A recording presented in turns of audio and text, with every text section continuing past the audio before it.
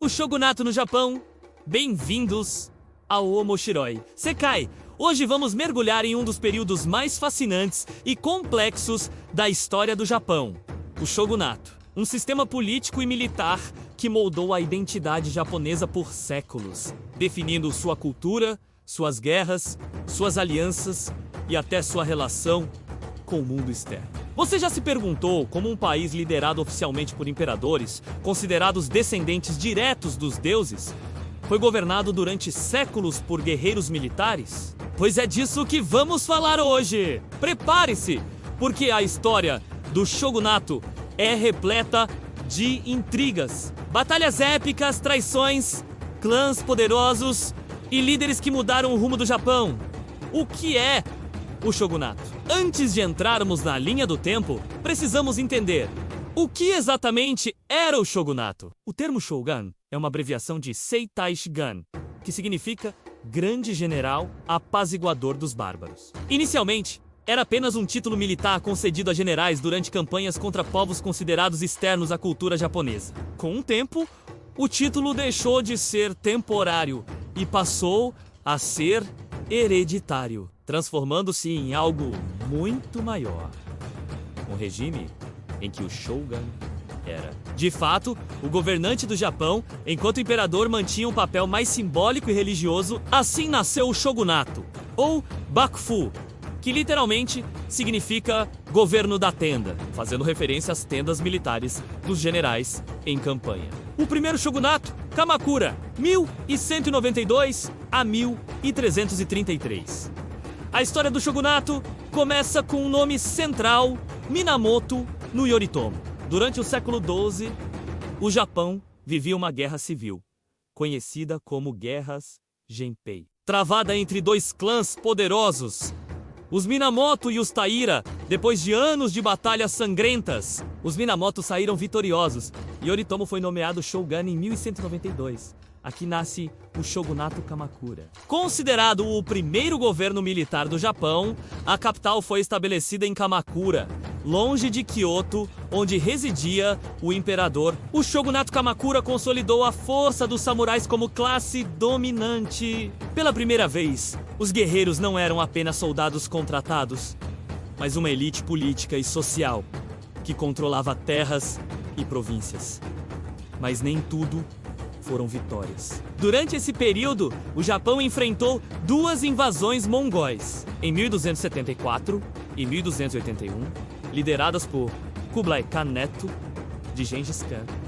Apesar do poder militar mongol, os japoneses resistiram. Uma tempestade inesperada, chamada de kamikaze, ou vento divino, destruiu grande parte da frota invasora. Esse evento fortaleceu a ideia de que o Japão era protegido pelos deuses. Ainda assim, o custo das defesas contra os mongóis enfraqueceu financeiramente o Shogunato Kamakura, que acabou ruindo em 1333 o segundo Shogunato Ashikaga, 1336 a 1573.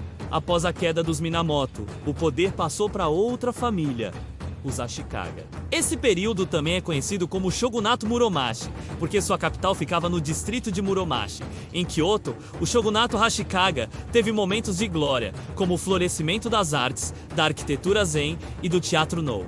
Foi também nessa época que surgiram práticas culturais que ainda hoje associamos ao Japão, como a cerimônia do chá, a arrumação dos jardins japoneses e a difusão da pintura em tinta sumi. Mas se por um lado a cultura prosperava, por outro a política mergulhava no caos. O clímax desse descontrole foi a Guerra Nin 1467 a 1477, um conflito devastador entre facções rivais que destruiu Kyoto e mergulhou o Japão em um século de guerras internas. Esse período é chamado de Sengoku Jidai, ou Era dos Estados Combatentes. Durante o Sengoku, o poder do Shogun se tornou quase simbólico. Dezenas de senhores da guerra, os daimyos, passaram a controlar territórios de forma independente, cada um com seus próprios exércitos de samurais. O Japão se fragmentou em uma verdadeira guerra civil permanente. O terceiro Shogunato, Tokugawa, 1603 a 1868.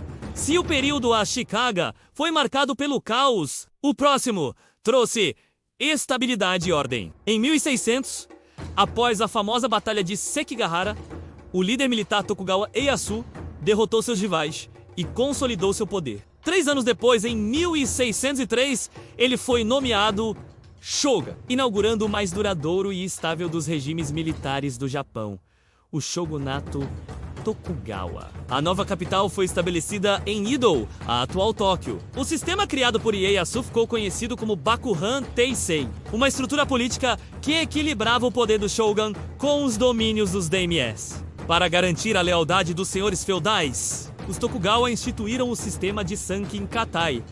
Os daimyos eram obrigados a passar alternadamente um ano em Edo e outro em suas províncias, deixando suas famílias como reféns na capital. Isso impedia rebeliões e fortalecia o controle central. Além disso, o Shogunato Tokugawa implementou uma política de isolamento, conhecida como Sakoku. Durante mais de 200 anos, o Japão praticamente se fechou ao mundo exterior. O comércio estrangeiro era extremamente restrito, permitido apenas em portos específicos e controlados, como Nagasaki, onde holandeses e chineses podiam negociar sob severa vigilância. Esse isolamento teve efeitos profundos. O Japão manteve sua paz interna, desenvolveu uma cultura própria riquíssima e viu florescer tradições como o teatro kabuki, a literatura haiku e a difusão das artes marciais. Por outro lado, o fechamento ao exterior também fez com que o Japão atrasasse em relação à modernização que transformava o Ocidente. O fim do shogunato. O declínio do shogunato Tokugawa começou no século XIX.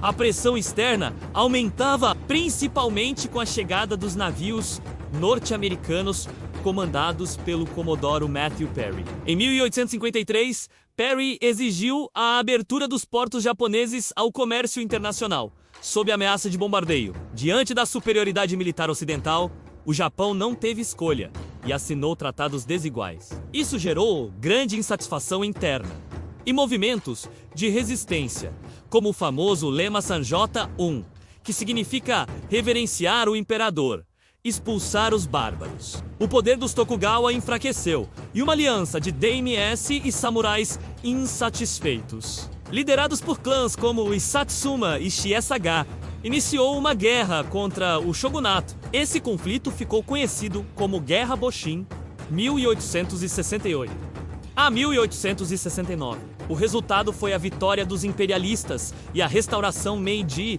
Em 1868, o shogunato foi abolido e o poder retornou formalmente ao imperador, abrindo caminho para a modernização e ocidentalização do Japão. O legado do shogunato, mesmo após o fim, o impacto do shogunato ainda ecoa na cultura e na identidade japonesa. O sistema consolidou o papel dos samurais, que se tornaram símbolos de honra, lealdade e disciplina. A arquitetura dos castelos japoneses, a organização social feudal, a literatura e as artes foram moldadas sob influência do Bakufu. Além disso, a unificação e pacificação do Japão sob os Tokugawa permitiram a formação de um país coeso, que, após a Era Meiji, se transformaria em uma potência mundial. Curiosidades: o título de Shogun nunca foi oficialmente abolido pela Constituição japonesa, mas deixou de ser usado após 1868. O último Shogun foi Tokugawa Yoshinobu, que renunciou ao poder em 1867.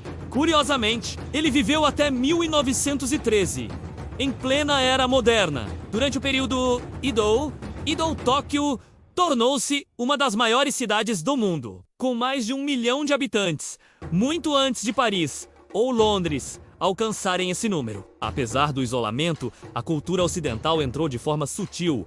Armas de fogo, livros de ciência e até influências na medicina chegaram por meio dos holandeses. Conclusão: a história do shogunato é, em essência, a história de como o Japão equilibrou tradição e mudança, guerra e paz, isolamento e abertura. Do nascimento em Kamakura até o fim na Era Meiji, o shogunato moldou o Japão por quase 700 anos. Um regime militar que começou em meio a guerras civis e terminou diante da pressão ocidental, mas que deixou como herança uma cultura forte, disciplinada e única.